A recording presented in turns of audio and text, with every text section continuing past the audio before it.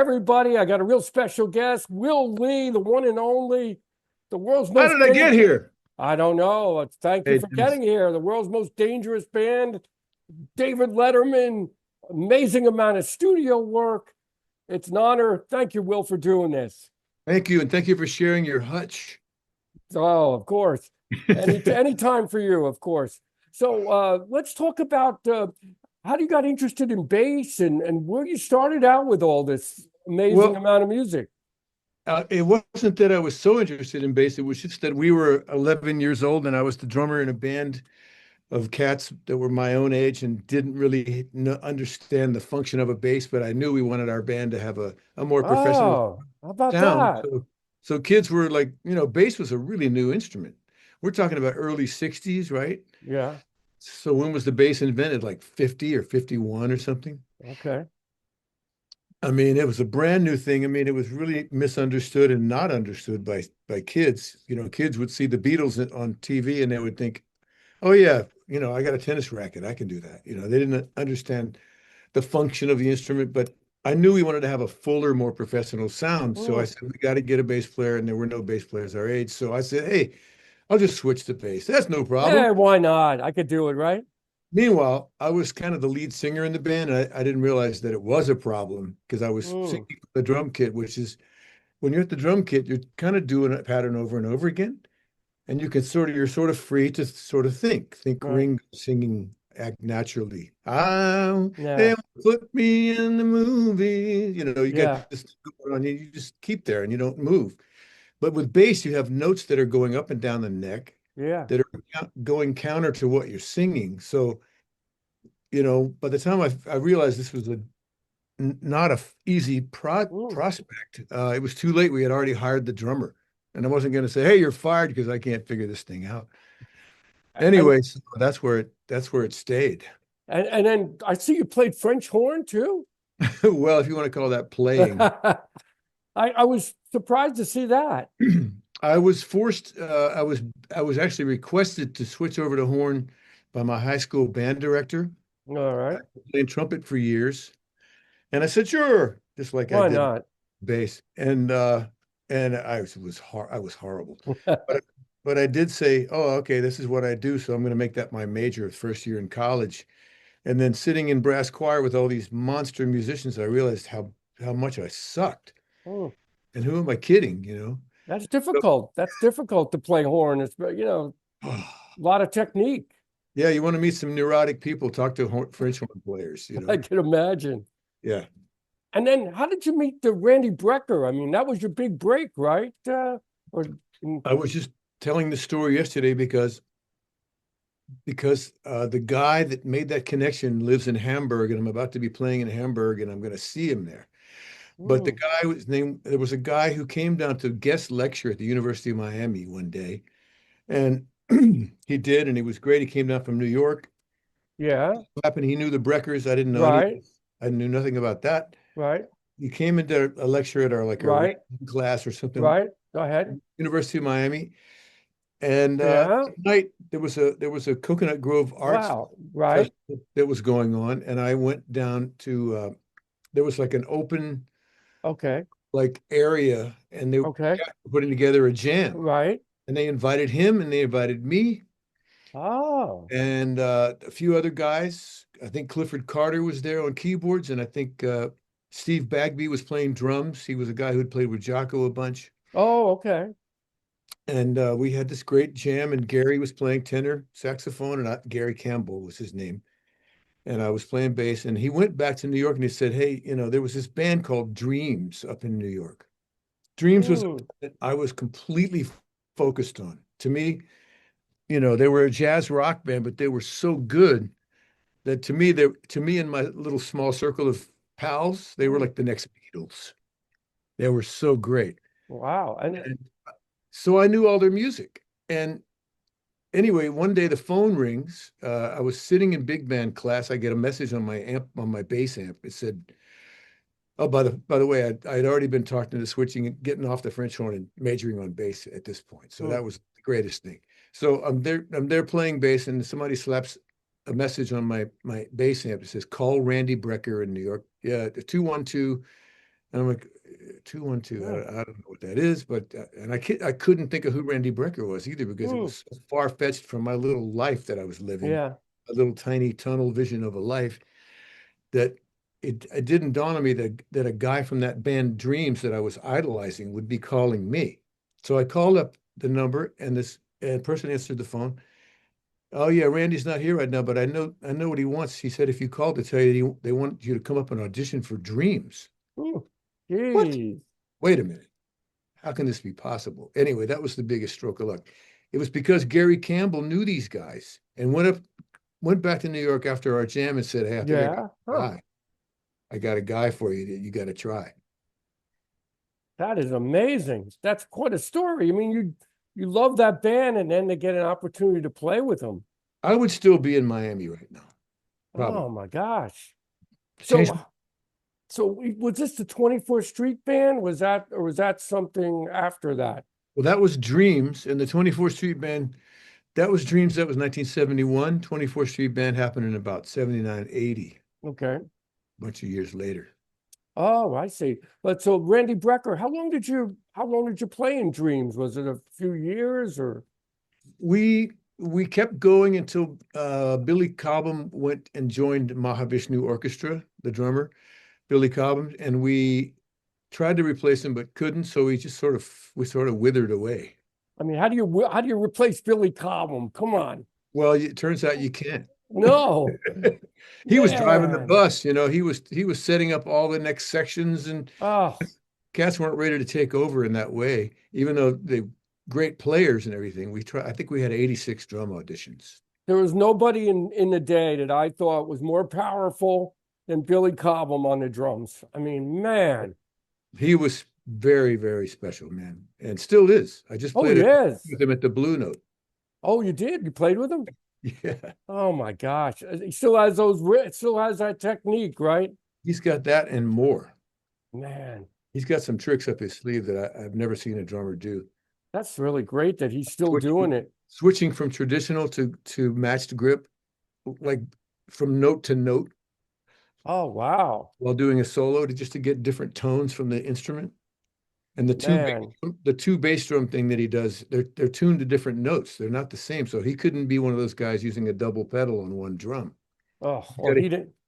he's got to make a statement with the two note thing. I got to watch him on YouTube again. I haven't kept up with Billy Cobham, but Mahavishnu Orchestra was just an incredible band. Everybody that knows that kind of music would Yes, and I'll know. see him soon. I'll be on the same stage with him playing with a different band in Leverkusen, Germany in November. So I would that's, love to speak with him someday, but I don't know. He's probably pretty hard to get a hold of.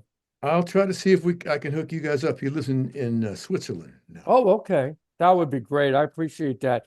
Well, let's move on to the world's most dangerous band. Oh Paul boy, the danger Schaefer. there was life-threatening every day. Oh my gosh. So You dangerous. must have so many stories. I don't know where to begin. Well, maybe we could begin with you were on the first show, right? Hmm. Wow. From the first to the last, and some breaks in between for me to go do other. Schaefer was such a great friend as a band Hmm. leader.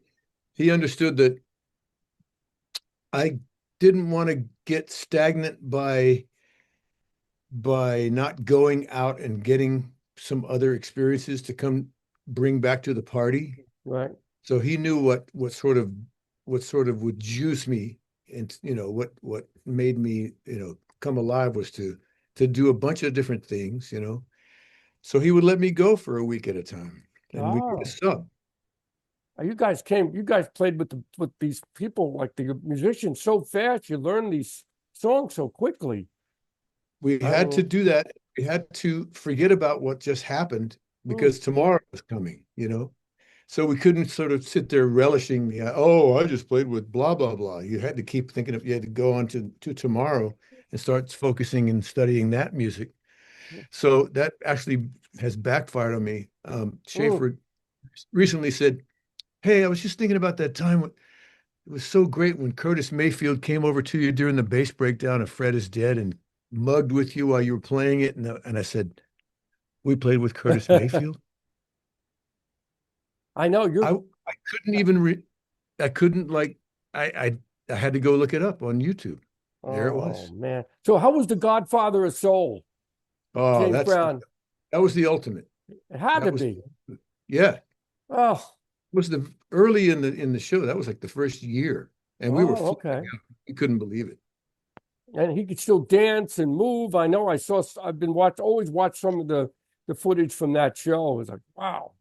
Yeah, he loved our band, and he couldn't believe it either. He was, that day he was already scheduled to do two songs, which they hadn't allowed any other artist to do that. But as he's Mm. talking to Dave said, "Is there anything else you want to do?" And he had heard us instrumentally playing his song, "I Got the Feeling," Okay. and he goes, "Yeah, can we play?" He points at the band. He goes, "Can we play? I got the feeling." And we couldn't believe what we were hearing. We were Oh like, man. here shrieking back there. "Ah!" And he comes over and we did an impromptu. I got the feeling. I know Three it's a long three. Wow. I know it's a unprecedented. long history of so many artists. Is there any other musicians that stand out from that Oh, Letterman period? I mean, it's probably, can't even, man. I I mean, can we imagine. play with Squeeze and we got to play with Melissa Etheridge and just Oh, the they might be giants and you name it. I mean, just crazy. Sir Paul McCartney too. He didn't come by that show, but in the CBS days when we were sort of not playing with as many people because they were Hmm, getting bigger budgets to have whole bands on, right. he didn't play with us, but we certainly were playing for him when he showed up. We Oh, were playing, and we were vying for some kind of one of these, yeah. and we certainly got it because we played him on with "Please Please Me," if I remember. Any behind the scenes stories you could share with us that interesting that maybe the viewer would not know about the show or that? I can only talk about the times that I would knock on people's dressing room doors just to fawn over them. One of them was Brian Cranston. He was amazing to talk to, and Robin Williams was always super, super friendly. What a great guy. Oh, okay. And I knocked on Rachel Maddow's door, and she and I posed together, traded glasses, and did a Oh, photo okay. which I never saw, but I wish I'd had a photo of that. Cats like Rafa Nadal Mm. and uh, Djokovic, you know, Oh, tennis all guys. those famous jocks too, from that era, right? From Yeah, they would football, of come on. everybody. We had to be hands off with people like Obama and those kind of people. There were very strict rules about not intermingling with certain people, out of respect. Yeah. It's all good. I get it. I don't know why anybody had time to talk to the bass guy from the Yeah. band, you know. Well, you were an important part of the band. I mean, you were there. Now, where did the kick come from? That when Oh Dave man, came out, I got to hear that story. the kick You would or kick. the jump. Did I do a kick too? I Well, don't know. I mean, you did a kick when I always used to see you do like a kick into the song or something. Yeah, I think it's just a reaction to the music. Okay, Nothing thought out. Just just a happened. sort of literally a knee-jerk reaction. Ah, and how was it working with Dave? Dave was amazing, man. He really knew his music and he Hmm. really had great ears. Uh, he would always be able to recognize me singing on commercials. He would go, "I just heard this teddy bear sing, Teddy Grams. That's you, right?" And I would say, "Man, you nailed it again." He Oh, I know that. was listening, big ears. Hmm. Now Yeah. that's something I never knew. And There's a lot of those stories, but that's now, how was the transition from the late night studio to like the Ed Sullivan, theater? well, you have to imagine for a Beatles fanatic like I am. That's all mine. I'm reaching out to you from the Beatles Museum. I don't know if you can see what's Oh going on. yeah, there it is. There's a lot of Beatledom going on here. I see that. I have a Beatles band, of course, called the I know the Fab. band. Yep, we'll talk about that. Yep. You have to have certain anyway. Um, all the lunch boxes are lining the wall up the top of the ceiling up there, Oh yeah, look at that. where we used to play every day. Yeah, Back there it is. to the topic we were just talking about. The Ed Sullivan Theater to us Beatle fanatics is pretty much like a holy cathedral kind of. Oh, I'm sure it is. So to walk in there and think that you're going to be working in that place every day, Hmm. it's pretty inspiring. That must have been. And then plus it was a lot bigger. I went to one Letterman show at the NBC Theater. And I got Oh, to tell nice. you, Dom DeLuise was the guest. And it was right around Thanksgiving. Oh, Oh, he was hysterical. he was painfully funny. Oh, man. There was nobody like him. I mean, it was just, but one thing I noticed how smaller it was, the theater, than I Right. imagined, and how cold it was in there. It was I Yeah. guess you had to keep it cooler because of the cameras, or I don't know. I don't know what that was about, but Dave always made the joke, we like to keep our comedy fresh, whatever that meant. He was trying to rationalize. But we had custom picks made. We didn't, but our techie had custom picks made Hmm, uh that said this isn't the pick, but this is a pick. And this is a pick. The pick that he had made had the Late Show logo on one side, and you turn it over and it said 48 degrees. oh, that's great. Oh, that's how cold it was in there. Well, It I at times, yeah. I think it it hovered around 50.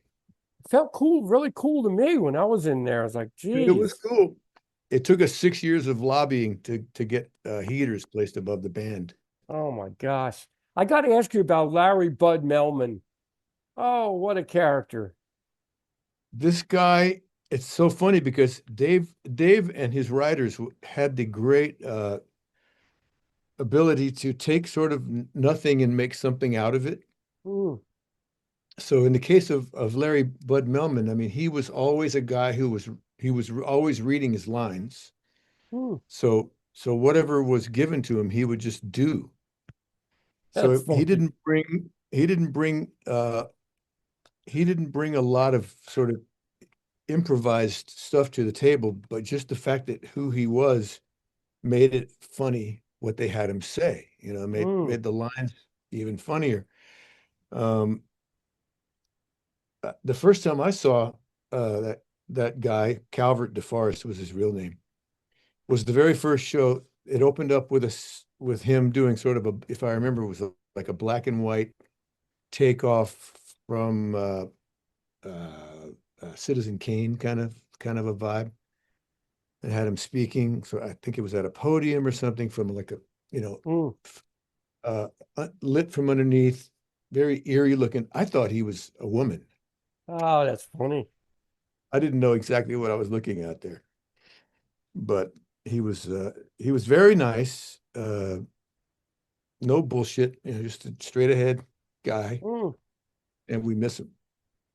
Unbelievable. Yeah, imagine. And then now with the stupid pet tricks, when any go astray where the animals got loose and then they round this running around the whole place.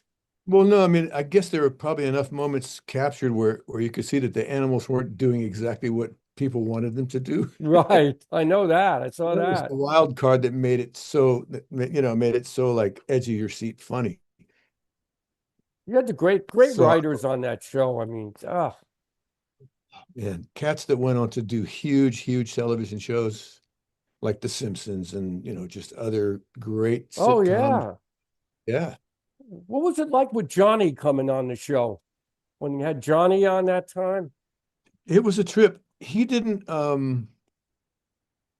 He wasn't like I had done his show with Bette Midler in the past, Oh, at the beginning of her big national presence back in the okay. 70s. And he was sort of like he was very businesslike. Mm, He wasn't loose. He did what he did so well. yeah. And then off camera, I mean, there would be dinners with him that we would have that Dave would put together, where Johnny would be invited at certain, big restaurants and stuff Yeah. when tape out in LA. Yeah. And he would be invited and he would come and you know, he wasn't like a pal. He was just Mm, Johnny Carson all the time. that's something. That Yeah. that is I could maybe I could imagine that. he looked like he was all business, and then just left after that and went on his own way. Yeah, So probably not easy being Johnny, I would imagine. no, I can't imagine. Can't go anywhere. Yeah, Hey, Johnny, yeah. like Da, da, da, driving down the da, street. I da. know, right? Probably had like darkened windows on his car. I don't know. Who knows? I remember television had all those theme songs back then, even, Bob Hope, Johnny Carson, all these shows. Now I kind of miss that. I don't, there's just none of that, it seems. It's Yeah, you can that, think along. You knew the thing. It really gave it its own like flavor. yep. So I looked at all the recordings you did. It's like astounding how many people you've worked with over the years. It's incredible. Will, is it, were you at the right place at the right time? I know you're extremely talented, but You mean as a wow. studio player, you mean? Yeah, See, uh, Was like studio bassist. New York and LA were probably the most the biggest hotbeds Hmm.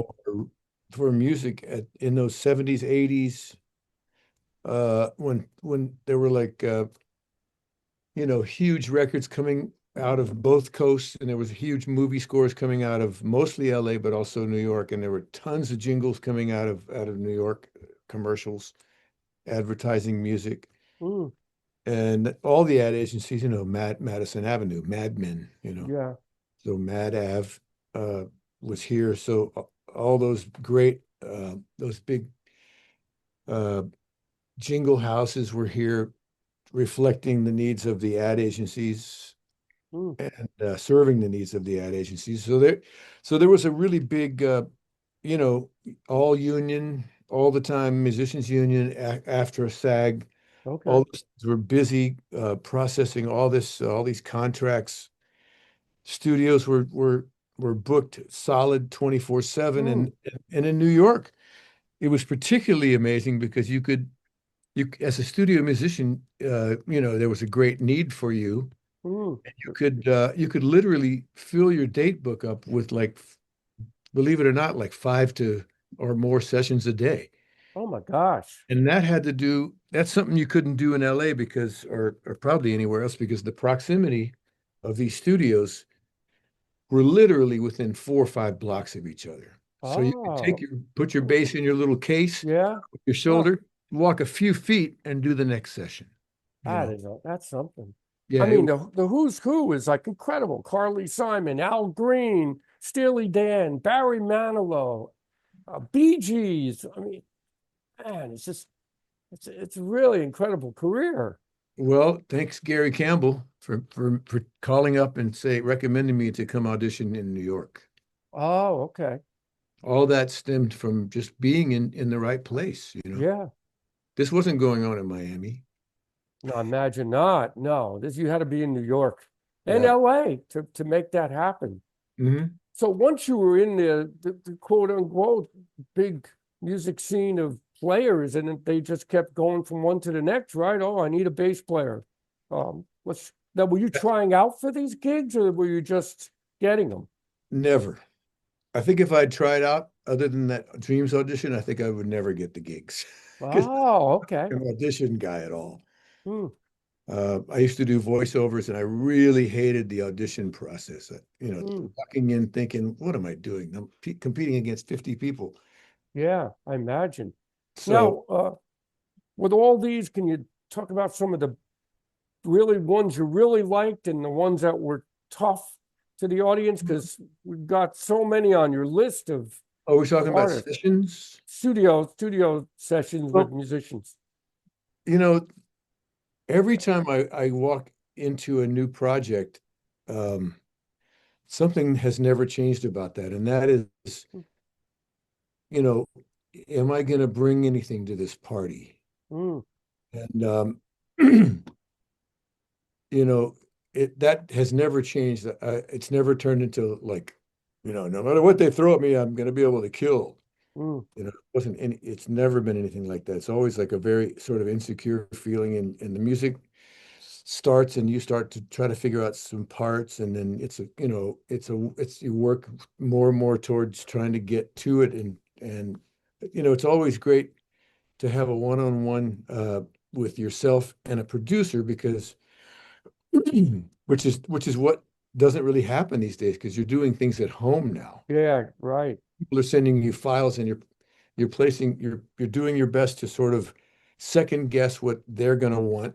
Hmm. And a lot of times I've gotten pretty good at that, but you have to be ready for them to say, "Oh no, that's not what I want to try something else." But in the studio, that can happen immediately, like really fast. Those decisions can be communicated about, second to second. Hmm. But the the times that I mean, luckily, what I do is most of all is what I call groove-based music. Okay. That's the kind of music I like the most. It's the kind of music I understand the most, and it's sort of the way I come into how I see music. I think of it as something that has some kind of groove That to you it. feel, that you Some feel kind of, too. right? Yeah. So there are many approaches you can do with that feel. You can leave space, you can add more notes, and there's always a fence walk of, how much do I get out of the way versus how much do I add to this, Hmm. you know? And then you're sort of negotiating at that point with the artist and or the producer, and they're going to give you feedback about whether or not you're stepping on this lyric and or that putting too much energy into this section of the song. Hmm. So there's always that. So what has been a difficult thing? I mean, the fun part's always finding that groove, and I've gotten a reputation as being able to be somebody who can really, um, well, the way they put it is to make a drummer sound good. Okay. And drummers can already feel great, but sometimes it takes a bit of learning where you think they're trying to predict where they're going to land when they play the next beat after the one they've just played. And Okay. that's when you do land with them, that's what they call a lock. You try to lock it. Right, right. I've heard that. So I've been pretty good at trying to suss out that whole thing and being able to, like, after a few bars, be able to predict where this drummer is going to go, next. Well, So that's important. and that helps tighten up the whole music, the whole song, the whole, thing that you're listening to. So there have been times when I had to work really hard to make it sort of groove like that. And then we'll go in the control room, and the next thing you hear from everybody is, "Oh man, that feels so good." And in my mind, I'm thinking, you have no idea how hard I had to work to Hmm. to Yeah. make that statement come true. But I love the challenge though, I imagine. Well, especially to keep the artist happy, that they're the one you're working for, that they're happy with the work. That's the only thing that matters because they have Yeah. to live with this. You can walk away, but they have to live with this. Right, right. Are there And any their name is up there on the marquee, on the record, right? on the project. Hmm. Your name is like, here's my name, Yeah. whoever. Are there any records you're proud of that you really recorded on that? Oh man, so many. I I was thinking know. I mean, I'm looking at this list, but Barry Manilow things, some Phoebe oh, things, Shaka Khan, George Benson, oh, um, anything to do with any of the Steely Dan guys that made it to the airwaves. yeah, But I was thinking about a session that I really was puzzled by. I had done, like, I'm sort of like a chameleon in that I can, there are a lot of styles of music, and you can sort of have your way of playing country or R&B or gospel or rock or pop or whatever. right. And I walked into a session, I think it was Gladys Knight's session, and I think it was Don Kirshner was producing. Oh, I remember him. The Gone Kirshner rock concerts. Yeah, and it was an overdub situation where it was just me, the engineer, and Don in the studio. I Okay. walk in and I plug in. I'm in the control room, not out in the studio. I'm in the control room just because it's easy to communicate Yeah. that. And I sit down and I plug in my bass, and the music starts to play.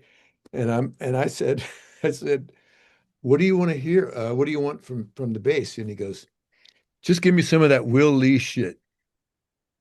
And I was, "Oh, What? okay, what has he heard that he's referring Oh to?" my And gosh. think about what he's talking about. I don't know what that means. So Oh just man. I just went for my best guess, and I hope I got it right. But that was difficult for me. I can I didn't know what he imagine. meant. Like, what are you talking about?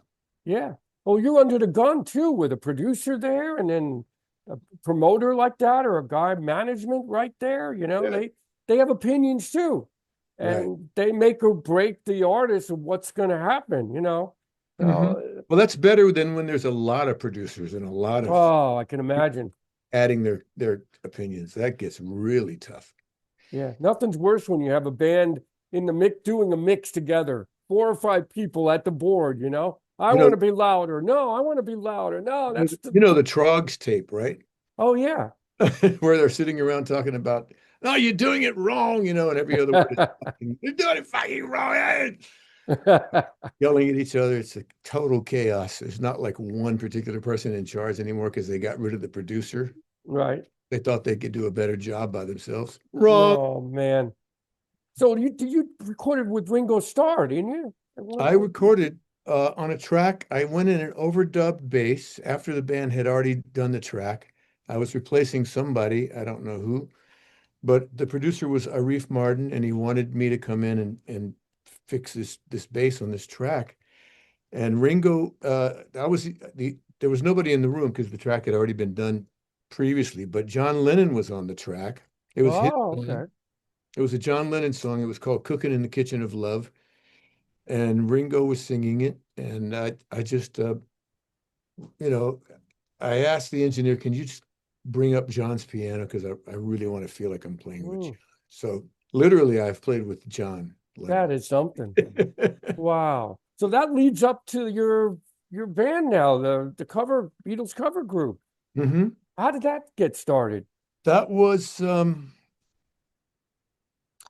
a total, it was kind of like an accident. I had never had thought of doing a Beatles band, but they were always my favorite band Hmm, from the beginning of my career. They're the thing that launched me into to finally sitting down at my drum kit that I had already had for a couple of years, but had never done anything with. And hmm, as soon as I saw them on the Ed Sullivan Show, I thought, that's what I'm going to do. That's it. I have to do this. hmm. And because I'd already been a big fan of those guys. And then when I saw them and I saw the reaction that they were getting and all Yeah, that stuff and the close-ups of like Ringo's hi-hat technique and oh, that's how he gets yeah. done. And wow, it all like hit me at once. And so years went by, and every time I'd go in the studio, it was a lot like, okay, what do I play on this track? And like, what would the Beatles do? That would always inform me about where to go with the song. Hmm, And because that was my big education. And, I'd gone to college and music school, but you don't get that from a class, yeah, from feeling what that felt like. And I was lucky enough to actually this is a little side note yeah. that I grew up in a musical family where my father and mother were playing jazz records all the time and playing jazz as well because my mother was a jazz singer. My dad played sort of bebop piano. Oh, okay. I Hmm, have an album out with him called Birdhouse. It's two of us and other sidemen, really well-known sidemen. hmm. And so the Beatle thing was like something that was always in the back of my mind, but never to start a band until I was on the road with the late great Hiram Bullock, who was the original guitarist from the Letterman Show. Right. Um, Also was the guitarist on Dave Sanborn's Night Music Show, Oh, okay. and he's on a lot of he's great records, some Billy Joel records and stuff, but has a lot of solo albums of his own. But he and I were part of a trio that would go out and play as a trio, but he always wanted three-part harmony, so he would look for singing drummers. And Okay. his Hmm. sort of his sort of cache of guys, nobody was available, and he found a new guy. And this guy came in, and his name was Rich Pagano. Hmm. He came in and sang great, played like a lot like Ringo. And I couldn't help but notice this. His drum tuning and his touch and Hmm. his sort of space that he left, his intent, and also his vocals reminded me of John Lennon. Oh, okay. And it had never occurred to me until I met rich. And I thought, wow, wouldn't it be fun to bring the not have a look-alike band, Yeah. but bring those records to the stage, bring those all the magic of those records to the stage with all the textures and extra percussion parts and Yeah. keyboard parts and old vocals, which is a really forgiving thing. Yeah, it When you is. double vocals, I learned this in the studio. When you double vocals, all of a sudden it takes on like a really forgiving professional Mm, quality. You may not be Pavarotti, but when you start doubling your vocal, all of a sudden right. there's a thing there. Yes, it makes it That's the rich. studio trick. Yeah. So if you have five guys, you can consider a thing like that. But if you have four guys, now you're back to, those bands that want to look like the Beatles, but don't have all those great textures involved in the performance. So that's how it started when I met Mm, Rich, and I knew I wanted to have Mr. Jimmy Vivino in the band because he was a well-known band leader around town himself. Obviously, he was the band leader for Conan for years mm, and the Basic Cable Band. And he's like Paul Schaefer. He's a real historian, I call us historian, kind of knows all these details about a lot of records and things like that. So I knew mm. he'd be great to have in the band. And I had to luckily we lived in the same building. Oh, He was that's on, even better yet. I think he was on the 35th floor and I was on the 36th floor or something of Mm, this building.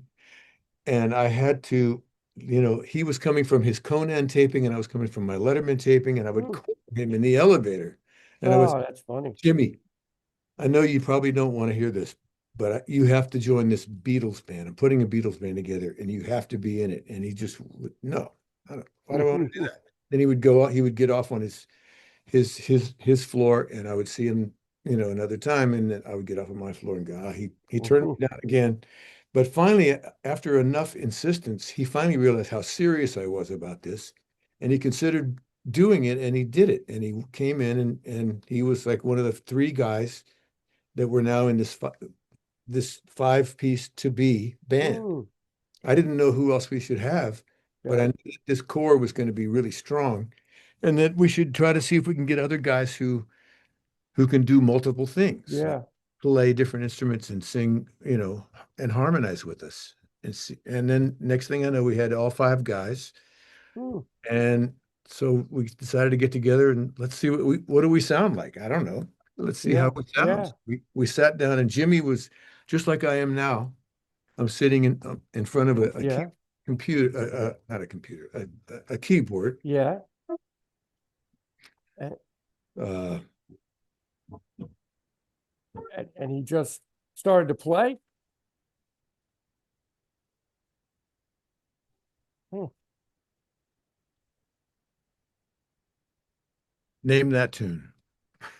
Oh, Harry Field. I couldn't hear it there for a minute. It kind of went, Living, living is easy with oh, eyes yeah. closed.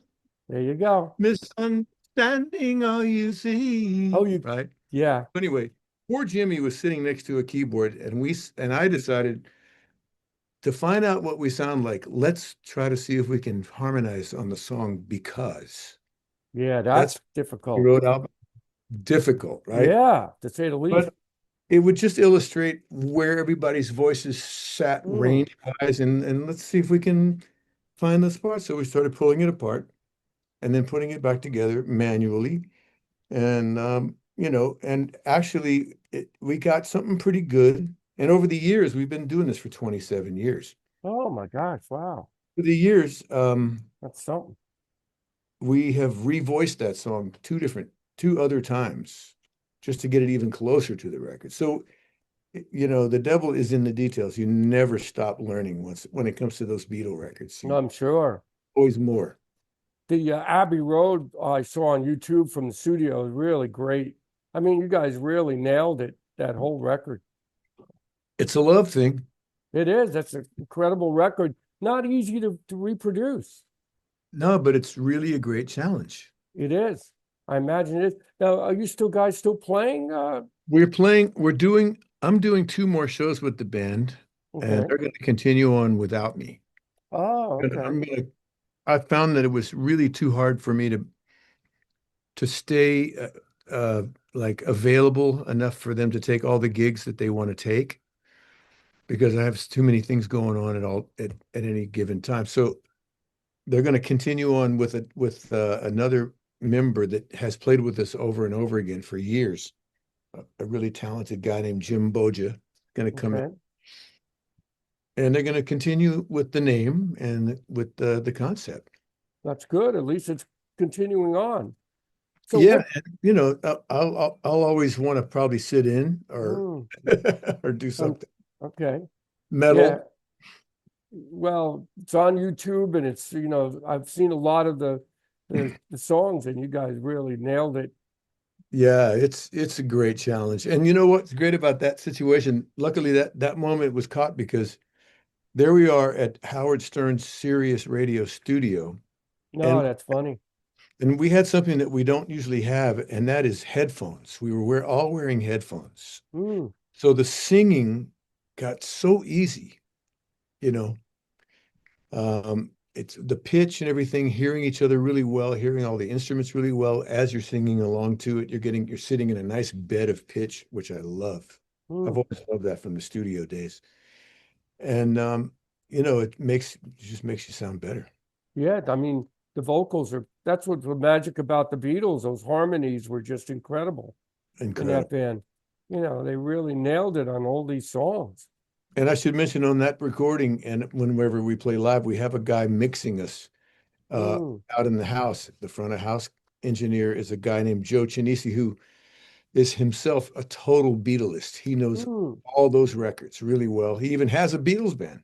So Oh, how he has about that? he has a Ah, two-piece band that they do everything acoustically, and they've done all the albums, and they're called The Two of Us, of course, okay. or Two of Us, actually, That makes sense. just So like the song. what's keeping you so busy now, Will? You just came back from Spyro Gyro tour, right? No, they have their own bass player. But oh, Mhm. when we were trying to set up this interview, I was working with them on. There's a video that they're doing. It's a documentary about the band. So Oh, I had to okay. sit and just talk Got it. about those experiences, those years of those records that we did. They were a great band. I They love still their are, man. sound. They're killer. They're still killing it out there. Isn't that something? Yeah. The boys from Buffalo. Buffalo, New York. I didn't know that. Yeah. Yeah, that's amazing. I So used to what? make fun of their accent. Their accent. Yeah, they do have an accent up there and a Yeah. lot of snow. A lot of snow. I call Oh, it forget that. 716 accent because Rochester people have it too. Yeah. Oh, yeah. It's a certain type of lingo. My friend Steve Gadd has that. Oh, he's another great drummer. Oh man, he's The done a best. million records. Have you done a lot of session work with Steve? A lot, yeah. He was the last drummer in that band Dreams after Billy Cobham left, and he was like the 86th guy. He Oh was my the last, gosh. last guy to come in. Wow. What a drummer he is. Oh, such a He's the feel. very best. I'm about to do a tour with him in November. That thing Oh, that Billy Cobham's going to be on that one bill. so talk about that. What's this going to be about? This is a wonderful young keyboard player named Simon Auslander, Okay. German guy from the Cologne area. And he just is really a genius. He plays all the Hmm. keyboards and he writes wonderful music. And he actually, he grew up in a household with his father playing all these records that Steve Gadd and I played on. So he got completely familiar with our style and he wrote an entire album.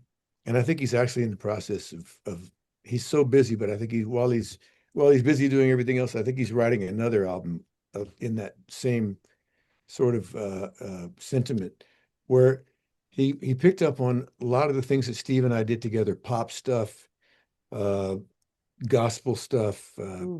you know, R&B stuff, and he found some, Chick Corea stuff that Steve had played on and wrote stuff based on that. And he made an album of songs that he wrote that were so tailored to Steve and I that we actually did this album with him, and most of the takes are first takes. Most of the songs. Oh my gosh. That's how That easy and natural it was for us to do this that's project. something. So And we're what's the name touring. of the record? What's the name of the Uh, record going to be? Is it out yet? the okay, the second record, which is a record of the live tour that we did last year. I think it's called Yeah. Roll. It's coming Okay. out beginning in November.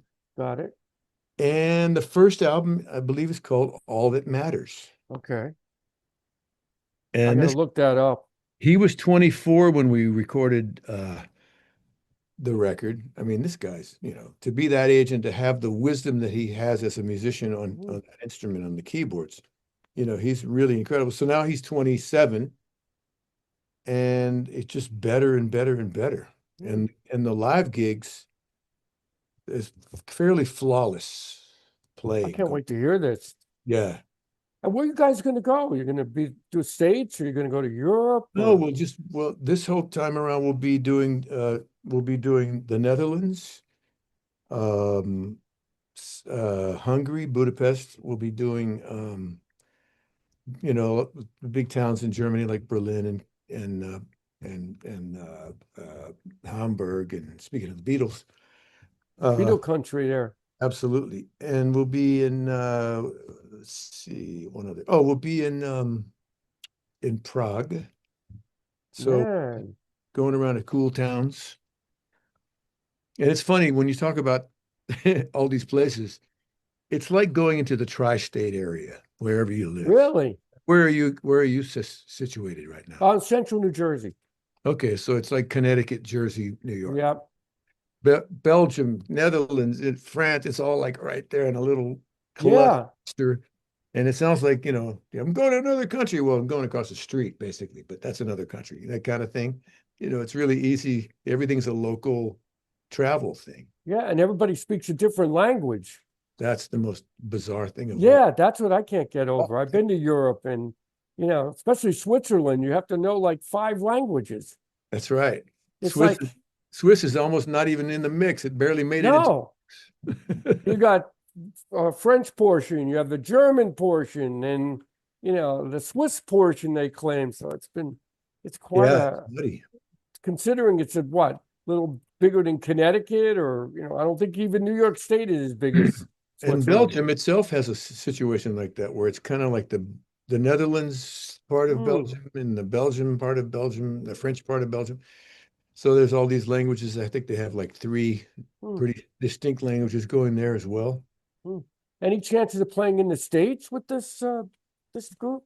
Never know. I mean, it's up to whoever's booking what kind of deals they can make. I mean, Please let me know, because I'm only about an hour from New York. If the traffic's okay, if the traffic. A week at the Blue Note here with that band, that would be so nice. Oh, that's a great place. I've been there. Really nice. Did you play at Ronnie Scott's?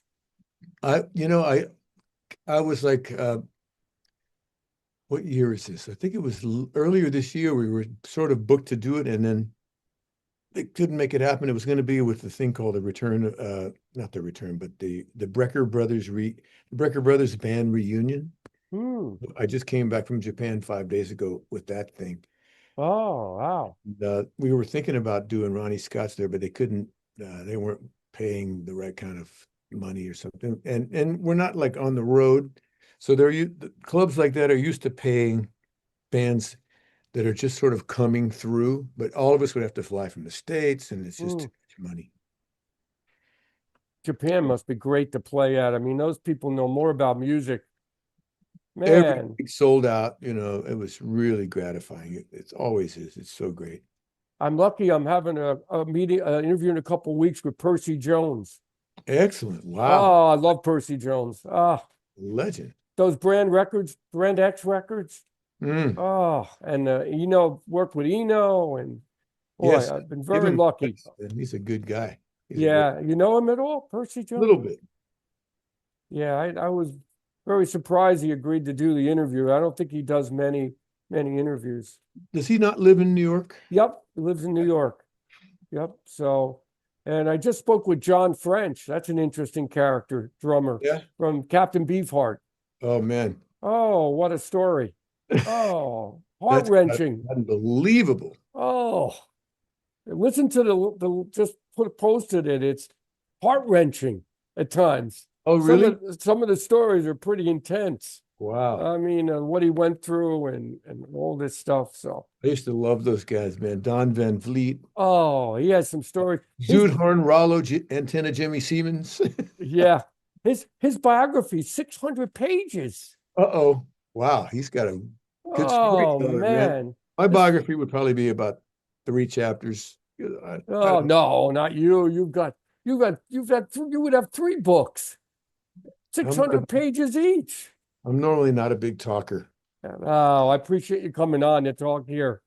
It was really a Bring out, thrill to have you. bring out the questions. And where could we find some of your music at? Oh, YouTube. Okay. A few Well, I things. know that. I got a bunch of new pieces of music that I've put out not that long ago. One's called Hey Shorty that I'm really proud of. Mm, Shahara is another title. okay. Um, Miss You Most of All. Fooled Him. Man, you're a busy guy. Well, you got to do something. Yeah. And then, Something to um, do. Hey, by the way, if you knew what my skill set was like, you could count it on one finger. So there's not oh, much I don't to believe fall that. back on other than the music thing for me. So I wanted to quickly ask you the bass you use. What have you used the same bass over the years or And changed? the, I've got a few of them. I'm sure you do. Here's one. This is called the Willie Signature Model by Sadowski. Okay. Roger Sadowski. Beautiful. Signature.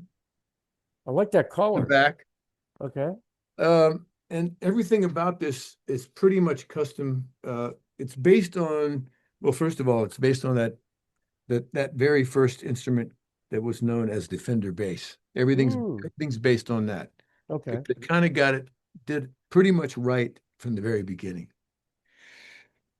But as time went on, people would have different sort of specifications done to basses that would make them sound a little bit better and play a Mm, little bit better. Tiny things, really, because as you can see, that's a mm, pretty basic bass shape.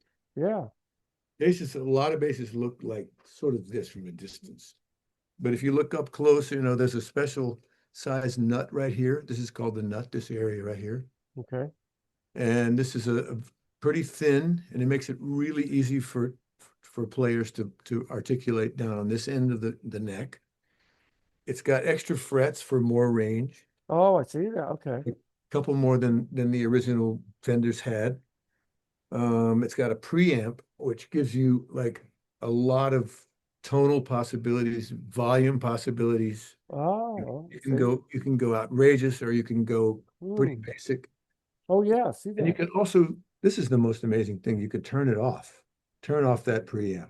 Oh, Just right there. Ah, that's good.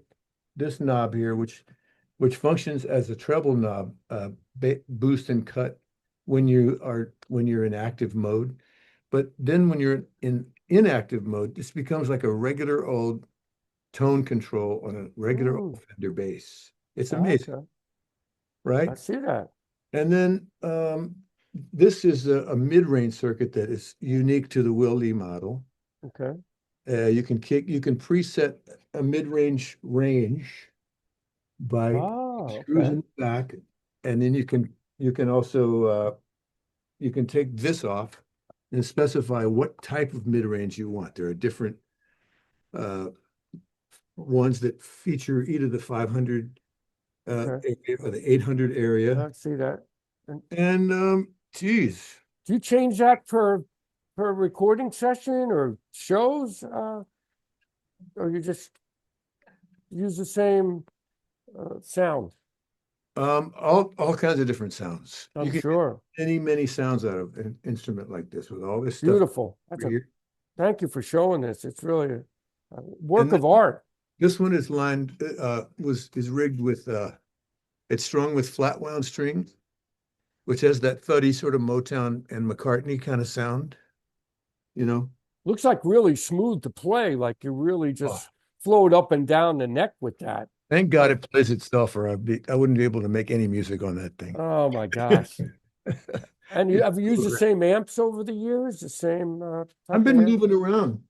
I Okay. discovered I discovered something. I mean, I use Aguilar a lot, but I found this guy. Oh, okay. It's really powerful. It's called the Oh, Elf. and it's just Elf. By Elf. Okay. how tiny it is. Look at that. And It fits into the top pocket of a bass case of a soft bass case that you're taking to your gig. So it's just amazing. that the things they're making now with so small and Yeah. compact. It's I so really like, being able to travel with as light as possible. yeah, I imagine going through customs through all these countries and all that. And Yeah. can't be easy. So what's your take on modern music these days? Some of the modern music happening out there. It's good. I mean, some of my favorite stuff is stuff that's based on older stuff. Mm, You I know, agree. people using vintage gear and stuff like that always sounds good to me. But I like a good written song. I love a well-written song. Yeah. I the AI songs you can just tell right away. I think if We you're a don't need musician, AI to write songs because there's already too many musicians and songwriters out there as it is. there is, there You don't is. need computers spitting them out Oh, in 1 second. Here's one, boom, here's yeah, another, here's another, here's another. yeah. All he needs a laptop and a good program, and then oh, I got a hit song, but it really isn't. It's not Based on, generated by the physical being. It's by a computer. some So of them sound so weird too. yeah, it's strange days ahead, with all this. But I don't know if is music taken as seriously, you think, as when we were younger, where we were really, now does it seem like more of a commodity, like Well, video and everything first of else? all, music is pretty much free now. Yeah, People are not buying music. no, you're right. So its value is thought of as being less valuable, you know. That's it. That's the thing. So it's not as cherished and like, people are not sitting down and putting on a disc and listening, Right. putting the lights down low and Yeah. We like used to listen to a whole multitasking. record. Yeah. We used Yeah. to listen, look at the notes, liner notes, see who was on the record. That always thrilled me to see who was playing what on the I records. love the artwork. I love the Yeah. credits. I love reading. It's like when you're eating the cereal and reading the box, it's Yes. so much more of a great And experience. then when we were younger, cleaning marijuana on it, right? Absolutely.